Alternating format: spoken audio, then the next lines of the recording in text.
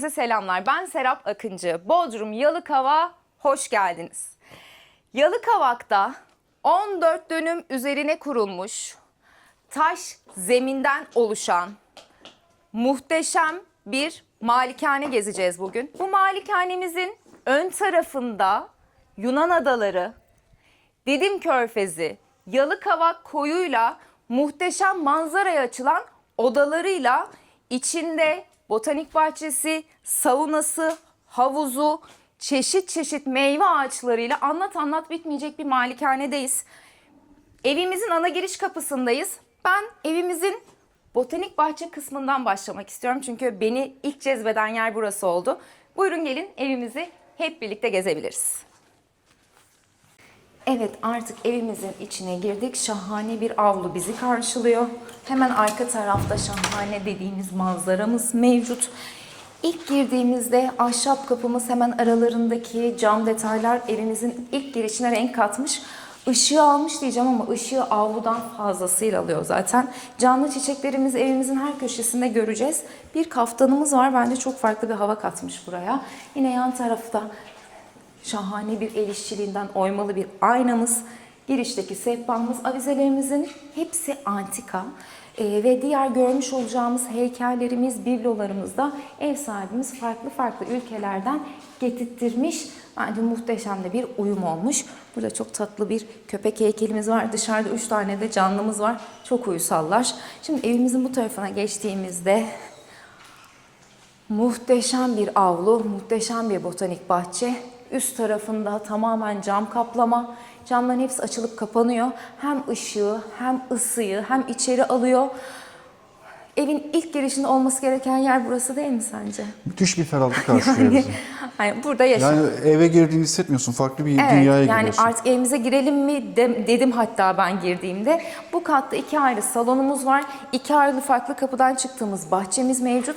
Bu taraftan başlayalım. Duvarlarda gördüğümüz biblolarımız farklı renkler katmış. Burada portmantomuz var.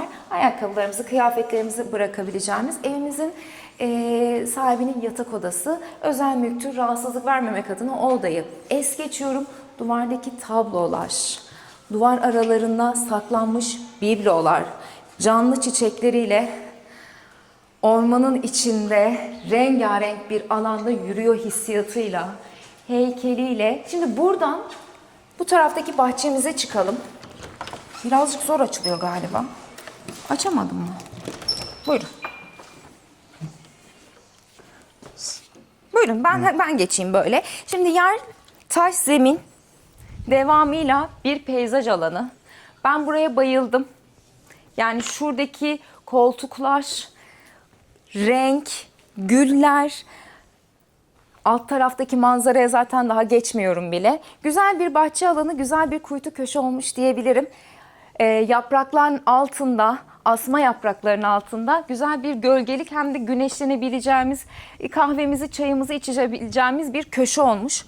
Güzel bir peyzaj alanına çıkıyoruz. Bu tarafta yine araçlarımızı park edebileceğimiz bir araç garajımız var. Alt katta kapalı garajımız var. Yine ön tarafta da araçlarımızın girdiği yol var ama bunların hepsini bahçe kısmında size zaten fazlasıyla göstermeye çalışacağım. Barış, biraz bu tarafa gelirsen, bu tarafta bir manzarayı... Bence manzarayı buradan değil de O taraftan mı tabii, gidelim? terastan görelim. Peki tamamdır. Önce karşı tarafa geçeceğiz karşı sanıyorum. taraftaki bahçemize geçip evimizi gezmeye devam edelim. Buyurun.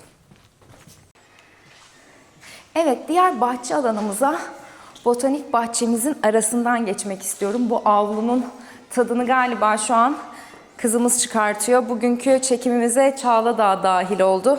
Maalesef çekimler dolayısıyla onu videolara hapsettik. YouTube'u seviyoruz ama hani ona bir şey diyemiyorum. Buyurun buradan da diğer taraftaki bahçemize geçelim. Buranın peyzaj alanını ve manzarasını ben daha çok sevdim. Her alanda daha çok sevdim diyorum galiba, ne dersin? Her ama yere her alana çıktıkça haksızlık, daha çok sevecek değil mi? bir yerle Haksızlık karşılaşıyoruz. yapmak istemiyorum galiba tüm alana.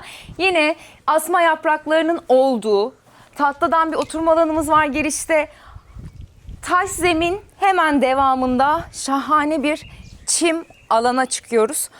Şimdi tam olarak neredeyiz? Evimizin giriş kapısını zaten videoda göreceksiniz. Bizim araçla giriş yaptığımız yol burası. Evimizin ana giriş, araç giriş kapısı bir tık daha aşağıda. Orada şelalemizi de göreceksiniz. Yine dışarıdan misafir evimizi de göstereceğiz size. Sol tarafımızda şahane manzaramız. Alt tarafımızda çeşit çeşit meyve ağaçlarımız. Çok güzel bir yerdeyiz. Daha içini göstermedik. Değil bir mi? de içi var. Çok güzel bir yerdeyiz. Yine temiz hava aldığımız, her alanında iyi ki buradayız dediğimiz bir malikane çekimi oldu. Yalıkavak zaten ayrı bir güzel. Şimdi buradan artık içerideki bu katta bulunan 2 salonumuzu gezmek istiyorum sizinle. Evet, salonda buluşalım. Buyurun. Salonumuzdayız. Eve girdiğimizde sağ taraftaki bahçeye çıkış yaptığımız bölüm burası. Yine bu taraftan da açılan bir kapımız var. Evimizin her yerinden ışığımızı, ulaşım alanlarını kolaylıkla görebiliyoruz. Fazla ahşabın, antikanın yoğun olduğu bir salon olmuş aslında burası. Her odada farklı bir şömine tipi kullanılmış, ev sahibimizin özellikle söylediği bir ayrıntı. Zaten avize detaylarımızdan, farklı ülkelerden gelen koleksiyonlarımızdan evimizin girişinde bahsetmiştim. Ben bu masaya ve sandalyeye bayıldım. Yani şahane bir el işçiliği var. Bu bibloya bayıldım. Bakar mısın? O zarar vermek de istemiyorum ama neyse taktım. Bahsetmiş olduğum Yunan adaları, Yalıkavak koyu, Didim Körfezi ayaklarımızın altında olan bir salondayız. Bu salonumuzun bir de açık mutfak tarafı var. Yine salonumuza uyum sağlayan ahşaptan bir açık mutfak olmuş burası. Şu anki modern dizayndan çok uzakta ama şahane bir hava katmış. Tezgahımız mermerden, taş mermerden oluşuyor. Yine burada şahane bardak köşeliğimiz, mikrodalgamız, fırınımız, lavabomuz, yine yan taraftaki bahçeye açılan camlarımız, lavabomuz. Bu tarafta şaraplığımız, ayrıca bir şarap mahzenimiz de var. Oraya gideceğiz. Güzel bir köşe, teleskobumuz. Yani avizesiyle, ağacıyla, halısıyla, koltuğuyla tamamen uyum içinde olan bir salondayız. Şimdi hemen karşı taraftaki salonumuzu göstermek istiyorum size. Buyurun o tarafa geçelim. Evet, şimdi karşı taraftaki salonumuza geçeceğiz. Alt katta şarap mahzenimiz, 1+1 dairemiz, spor salonumuz, saunamız. Bu tarafta terasımız ama buraya birazdan geçeceğiz. Botanik bahçemizden geçerek karşı taraftaki diğer salona göre biraz daha modern ve ferah bir dizayn aslında burada bizi karşılıyor. Camdan rengarenk biblolar, kuşlar çok tatlı duruyor. Yine kurutulmuş bir çiçeğimiz. Duvardaki kış tabloları buraya ayrı bir hava katmış. Köşede yine antika dolabımız, gümüşlüklerimiz. Yani abajuruyla, tablosuyla, el işçiliği, oyma aynasıyla yine muhteşem bir farklı bir salondayız değil mi? Arkanda Yalıkavak görebiliyoruz. Evet. Yani şurada oturup Yalıkavak seyretmek Değil mi? Şurada müthiş bir his ya. Kesinlikle öyle. Yine çok güzel bir yerdeyiz. Evet, şanslıyız galiba. Evet. Ve keyifli geçiyor. Umarım bu keyfimizi size aktarabiliyoruzdur. Yine ortada şahane bir sehpa. Burada yine ayrı bir bar köşemiz var. Şu masa bizde de vardı eskiden. Böyle etrafından açılış mutfak masasıydı ama aradaki fark bizimki antika değildi. Bu antika. Ortada yine modern dizayna uyum sağlamış camdan kocaman bir kare sehpamız var bu tarafta.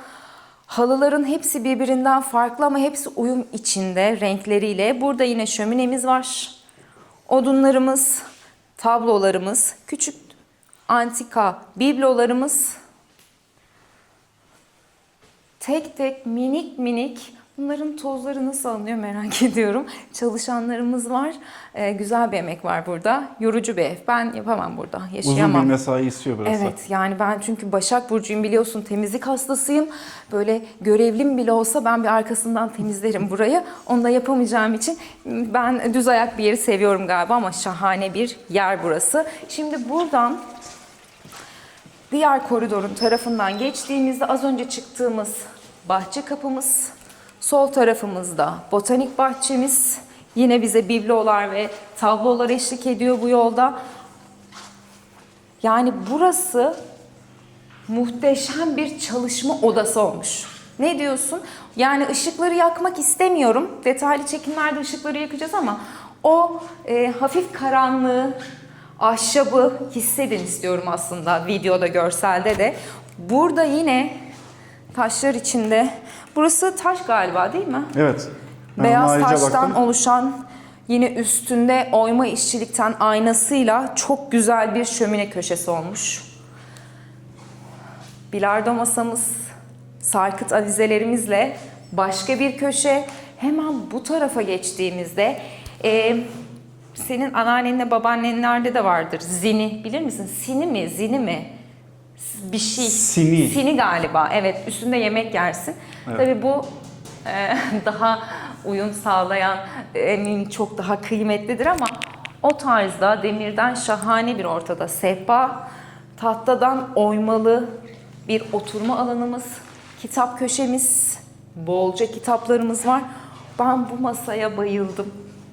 Yani burada böyle oturup çalışmak çok keyifli olacaktır.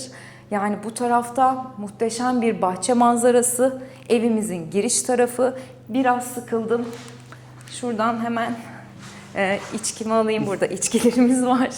Bir şeyler içeyim arkadaşlarımla, şurada biraz kafa dağıtayım, bilardomu oynayayım dediğimiz çok güzel bir çalışma alanı olmuş, değil mi? Sen de sevdin galiba burayı. Buraya ayrı bir gezdin çünkü bensiz. Evet, evet. Değil mi? Güzel olmuş burası. Şimdi buradan artık biz terasımıza geçiyoruz. Çok güzel bir teras bizi bekliyor. Yine bu tarafta, orayı da göstermek istiyorum. Çünkü burada da el işçiliği olan çok tatlı bir koltuğumuz var. Yine dantel örme deriz buna. Böyle tek tek normalde örülür bunlar. Ben severim örgüyü de. Yastıklarımız çok güzel. Küçük küçük ve sünger içi küçük yine duvardaki süslerimiz. Buradaki klozet detayına gelebilir misin? Bir göstermek istiyorum. Yani dantelden peçe deliğimiz. Yani bu olay bence çok tatlı olmuş. Ne diyorsun? Yani sesi... Ses değil. Bence Hayır, şu tabii çok ki, tatlı tabii ki. durmuş. O mükemmel. Değil mi? Ben çok sevdim bu ayrıntıyı. Ben görmemiştim daha önce. Sen Ben de- gördün mü? Denk geldin mi? Yok, ben de ilk defa 1 saat önce tanıştım. Tamam. Şimdi buradan artık terasımıza geçelim. Yine burada ahşap bir dolabımız, üstü mermer detay, üstü güzel bir aynayla güzel bir tuvalet ve girişi olmuş aslında. Botanik bahçemizin yanından hemen geçerek artık terasımıza çıkabiliriz. Buyurun. Evet, şimdi artık terasımıza çıkıyoruz. Alt katımızı birazdan gezeceğiz. Botanik bahçemizi arkada bıraktık. Süs havuzumuzun üstünden geçtik. İçinde çeşit çeşit küçüklü büyüklü koi balıklarımız var. Çok farklılığı tercih etmiş bir malikane olmuş burası. Modern dizaynı, antikası, muhteşem bir manzara. Ne diyorsun manzaraya? Bambaşka bir dünyaya açılmış gibiyim. Yani Evet. ben Yalıkavak'a daha önce gelmiştim. Hı hı. Ama hiç bu taraftan görmedim Yalıkavak'ı. Şöyle bir de yani bir hilal şekli var burada. Tam anlamıyla size gösteremeyeceğim buraya ama evimiz tam ortada kalıyor. Yani tam anlamıyla aslında hakimiyet bölgesinde diyebiliriz biz bu bulunduğumuz yere. Terasımızda 3 farklı oturma alanımız var. Hepsinin sehpasına ve masasına bayıldım ama özellikle şu sehpa çok hoşuma gitti. Yine ortada ağaçtan bayağı sağlam bir sehpamız, masamız rahatlıkla üstünde yemeğimizi ya da bir şeyler içebileceğimiz büyüklükte. Etrafında yine ahşap, ağaçtan mobilyamız. Gri rengi birazcık da açmış aslında. Biraz modernlik katmış diyebilirim. Bu taraftaki alanımıza geçelim mi? Yine burada ağaçtan yapılmış piknik alanını hatırlatıyor bu Evet. oturma grubu bana. Sarkıt camdan avizelerimiz, üstündeki şahane kasemiz, içi güzel bir el işçiliğiyle boyanmış. Taştan duvarlarımız. Burası tam böyle serinliği hissettiğimiz bir alan olmuş. Bu tarafta tamamen güneşin ortasındayız. Yine diğer oturma alanımıza geçelim. Köşe de çok güzel. Taştan heykellerimiz var. Canlı çiçeklerimiz. Mumluklarımız. Ben bu sehpayı çok beğendim. Ateş çukuru görüntüsü veriyor bana. Onu hatırlattı aslında. Çiçeğimizle, camdan sarkıt avizemizle, oyma koltuk mobilyalarımızla, hasır berjerlerimizle çok keyifli bir dinlenme köşesi olmuş burası. Şöyle diyebilir miyiz? Şu Tabii. çıktığımız tam ortası gün batımı için. Evet. Şu an olduğun yer Hı hı. sabah kahvesi, sabah saatleri için. Evet. O az önceki yerde öğleden sonra güneşin Evet. tam vurduğu saatlerde. Kesinlikle. Evet, güzel bir noktalama olmuş. Şimdi alt tarafta havuzumuz var. Alt kata indikten sonra ben havuzumuza çıkacağım. Onun hemen yanında yine oturma alanı var. Bahçeye en son çıkacağız çünkü kocaman bir arazi üzerindeyiz. Çok fazla yürüyüş yolu ve araç yolları var. Yani buradan da gösterebiliyor muyum bilmiyorum ama yani şurayı da gösterebilir misin Barış, sana zahmet? Havuzun hemen alt tarafında su deposunun, kapalı garajın olduğu yer. Havuzun hemen diğer tarafında, orada gösterebilir miyim bilmiyorum ama inince yine göstereceğim. 2 tane misafir evimizin olduğu bir binamız var. Yine misafir evimizin olduğu diğer binamızda evimizin ilk girişinde, onu da dışarıdan bahçemizi çekerken size göstereceğim. Terasta sence anlatacağımız eminim Bence çok yok. şey Ben vardır dikkat atlatıldığında. ettiysen biraz daha manzaraya döndüm. Şöyle tekrar sana evet alabilirim. yani evler yapılmaya devam ediyor. Yalıkavak şahane bir yerde ama dediğim gibi malikanenin konumlandığı yer direkt Hilal'in tam ortasında ve hakimiyetin tam göbeğine kurulmuş bir yamaçtayız şu anda. Evet, şimdi artık buradan aşağı inelim. Saunamızı görelim. Aşağıda havuzumuzu görelim. Spor salonumuzu görelim ve sonra artık bahçemize açılabiliriz. Evet, artık botanik bahçemizden aşağı indik. Yine bambaşka bir antre karşıladı bizi. Yine bir boy aynamız. Köşede taştan oluşan güzel bir köşe detayı olmuş burası. Yani o bahçeden, botanikten aslında uzaklaşmadığımız bir köşe olmuş. Yerdeki halı detayını ben çok sevdim. Eski tip yine yama yama yapılan şahane bir renk katmış buraya. Yine hasırdan hemen girişte koltuğumuz, tablolarımız, apliklerimiz. Köşeyi de burayı çekebilir miyiz acaba? Şu yani burada bu kadar güzel duracağını hayal etmemiştim yani açıkçası. Yine duvardaki taştan tablomuz. Buradan ilk önce spor salonu kısmına geçelim. Sonra 1+1 odamıza, evimize geçelim. Buyurun. Farklı bir ambiyans. Yani manzaraya karşı sporumuzu yapabileceğimiz güzel bir alan. Hem burada masajı hem de hamamıyla. Ben şöyle geri çekileyim istersen. Burayı kendin de çekebilirsin. Gerçi detayda göstereceğiz ama burası da çok keyifli bir hamam kısmımız. Burada saunamız yeterli büyüklükte olduğunu düşündüğüm. Yani burası bir spor salonu odası olarak düşünebilirsiniz. Şimdi buradan 1+1 evimiz var evimizin içinde. Yani benim hiç aklıma gelmezdi açıkçası. Yani bu kadar büyük bir malikanenin içinde. Gezerken bizim için de çok büyük sürpriz oldu. Evet, ilk önce burayı gezelim, sonra yatak odamızı göstereceğim. Burası ayrı bir bölüm. Ayrı bir balkonu var, ayrı bir girişi var. Işığı Şöyle yakalım deneyelim. mı? Evet. Tamam. Yine burada biraz daha modern dizayn düşünebilirsiniz aslında burayı. Yine antika bir masamız ve sandalyemiz var ama şu köşede bir L koltuğumuz, yine sandalyelerimiz burada eşlik ediyor. Kilimimizle dediğim gibi modern dizayn kullanılmış bir köşe koltuğumuz var. Olmazsa olmaz ahşaptan. Burada bir konsolumuz aynasıyla birlikte bir renk katmış. Burada dediğim gibi kendine ait balkonu var. Şöyle, şuradan da bir girişi var. Yine buranın manzarası da az önce görmüş olduğumuz Yalıkavak manzarasıyla bütünlük sağlamış.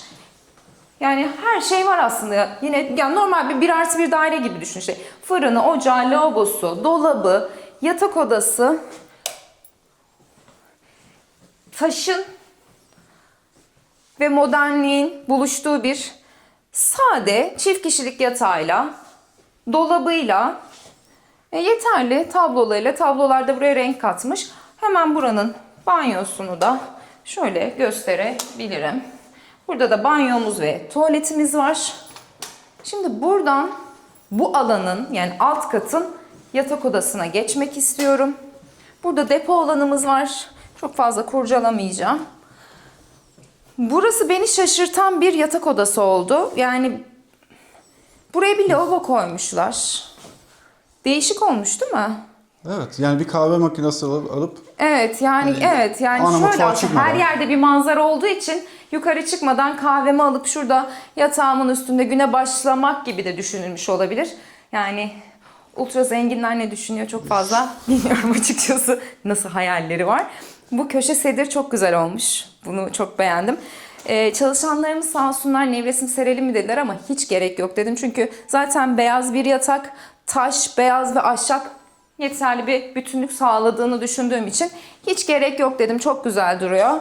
Yine şahane bir manzara önünde bahçesiyle. Burası da güzel bir misafir yatak odası da olabilir. Ana yatak odası da olabilir ama ana yatak odasına zaten girmedik biliyorsunuz. Rahatsızlık vermemek adına. Bu çok güzel. Yani cam ve sarı metali ben seviyorum demiri. Kendi üstümde kullanmayı da çok seviyorum. Bu bütünlük sağlamış sandalyelerle birlikte. Şimdi buradan şarap mahzenine ve havuzumuza geçelim. Her yer güzel düşünülmüş heykelimiz ve ev sahibimizin gençlikleri. Belki göstermek istemezler diye çok fazla detaya girmeden buradaki yatak odamızı da görelim. Buyurun. Burası daha klasik. Burası evet fazla klasik. Evet. Değil mi? Fazla klasik. Burası bana şey hatırlattı. Korku filmini hatırlattı. Evet. Burada böyle sağlam bir korku filmi çekilir. Bir tane çok eski bir Hazır evde film çok vardı. Çok eski. Böyle yatak sallanıyordu. Sonra diye böyle işte kız duvara falan çarpıyordu. Benim ilk izlediğim korku filmlerinden bu yatağı görünce direkt o aklıma geldi. Ama seviyorum tabii korku filmlerini.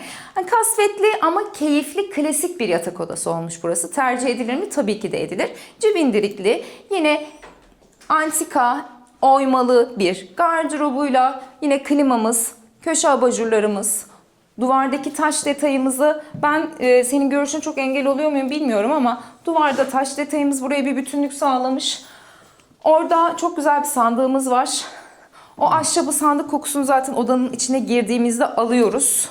Bunun aynısı yine bizim eski evimizde vardı. Bunu söylemeden geçemeyeceğim ama bu çok güzelmiş. Mermer tezgahı ile birlikte. Yine burada banyosu, tuvaleti, bahçeye açılan kapısı var burada. Detaylarda yine sizlere göstereceğiz. Buradan da artık şarap mahzenine geçebiliriz. Buyurun. Minimal ama olmazsa olmaz mı böyle bir malikane için? Bence iyi ki de Burası için düşünmüşler. tabii ki. Yani bizim için olmazsa olmaz bir şey değil ama bu malikane için olmazsa olmaz. Malikane için tabii ki canım bizim için zaten hani olmazsa olmaz keşke olsa. Güzel bir şarap köşemiz var. Tamamen taştan oluşan böyle karanlık. Özellikle ekstra bir ışık kullanmamayı tercih ediyoruz. Buranın havasını size yansıtabilmek için. Güzel olmuş. Farklı olmuş. Yani şu özellikle kapısı değil mi? Ve kilitliydi geldiğimizde. Evet. Evet. Güzel. Güzel bir yer. Şimdi bu tarafta çamaşır odamız var. çamaşır sepetimiz. Burası aslında mutfak olarak düşünülmüş, hem çalışanların hem de havuza yakın bölümde yukarıdaki mutfağa git gel yapmamak için evin çalışanlarının daha fazla misafirlere kolaylıkla ulaşabilecekleri bir alan yaratabilmek adına, ama hem çamaşır odası gibi hem depo olarak da kullanılan bir bölüm olmuş. Yine burada şahane seramikle ahşabın buluştuğu bir tezgah diyebiliriz. Buyurun, buradan da artık havuzumuza çıkabiliriz. Bazı yerlerde hortumlar, başka şeyler görebilirsiniz. Çünkü peyzaj, artık havalar güzelleşiyor. Bir taraftan çalışanlar çünkü etrafı derleyip toplamaya çalışıyorlar. Havuzumuzun başındayız. Yukarıdan da gösterdiğim gibi bu tarafta bir oturma alanımız. Rahatlıkla bir sürü şezlong atabileceğimiz geniş bir alan. Şuradan az önce bahsettiğim misafir evini gösterebilir miyiz acaba? Bir bakalım. Çünkü o tarafa inmeyeceğim. Şöyle yan taraftan gösterebiliriz.